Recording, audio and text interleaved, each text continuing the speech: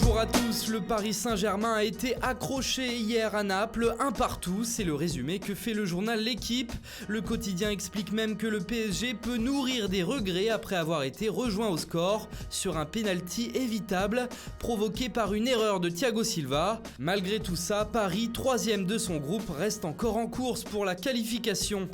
Et décidément, sale soirée pour les Français, Monaco de son côté a fait pire, battu 4-0 par Bruges à domicile, un véritable fiasco qui fait couler le club à pic, comme le montre ce titre du quotidien local.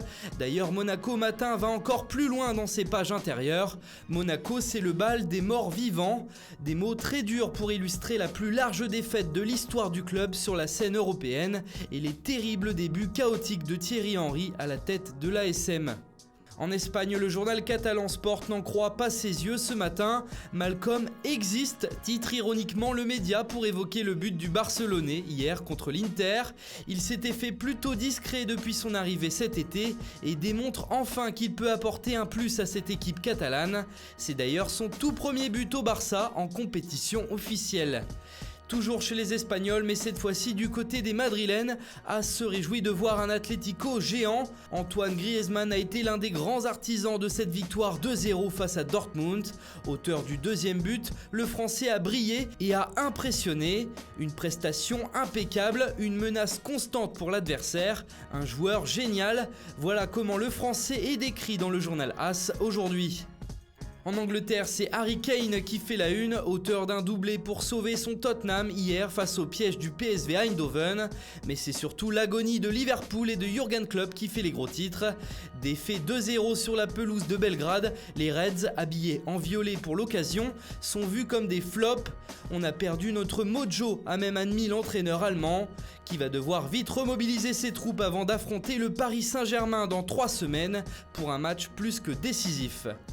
Et enfin en Italie, si on salue les belles prestations de Naples et de l'Inter face au PSG et au Barça, on s'intéresse surtout au grand retour de l'enfant prodige Paul Pogba. Ce soir le Français revient à Turin, mais avec la tunique de Manchester United sur le dos. Revient à la maison, lui demande le journal Tuttosport, qui ne se prive pas de rappeler la rumeur qui court ces dernières semaines. Pogba pourrait revenir à la Juve lors des prochains mercatos. Et une information de dernière minute vient de tomber, Mediapart fait de nouvelles révélations concernant les Football Leaks et le transfert de Kylian Mbappé au Paris Saint-Germain. Dans cet article, on apprend que le Français a eu des exigences particulières pour signer au PSG. Premier exemple, en cas de victoire du Ballon d'Or, il devait devenir le joueur le mieux payé du club, donc au moins rejoindre la rémunération de Neymar, soit plus de 30 millions d'euros annuels, refusé par le PSG.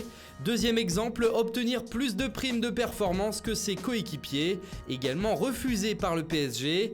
Troisième exemple, Mbappé voulait bénéficier de 50 heures de voyage en jet privé par an, payé par le club, refusé par le PSG, qui cédera quand même en lui offrant 30 000 euros de plus par mois pour payer ses frais de logement et 3 employés personnels. Autre demande extravagante, que le père Wilfried puisse assister à tous les entraînements de son fils, mais aussi qu'il puisse lui-même organiser des séances personnelles avec lui. Cela a été accepté par Nasser Al-Khelaifi. Le PSG a ainsi refusé la majeure partie des demandes annexes du clan Mbappé, mais a payé le prix fort en termes salarial, 7 millions d'euros l'an dernier, puis 9,3 millions d'euros cette saison et 1 million d'euros de plus chaque année, jusqu'à 12 millions d'euros pour la dernière année de contrat. C'est ce qu'on appelle une rémunération évolutive. Voilà, c'est tout pour ce matin. Bonne journée à tous et à très vite sur Foot Mercato.